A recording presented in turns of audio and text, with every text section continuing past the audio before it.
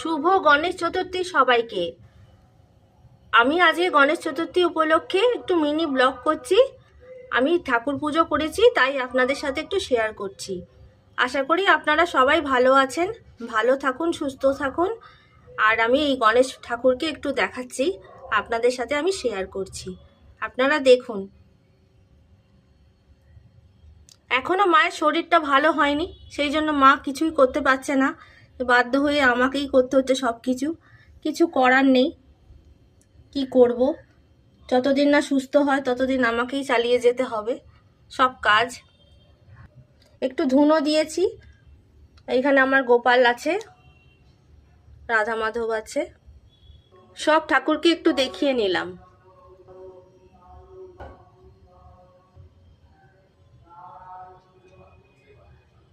আমি এখানেই শেষ করছি। ভালো থাকবেন সবাই।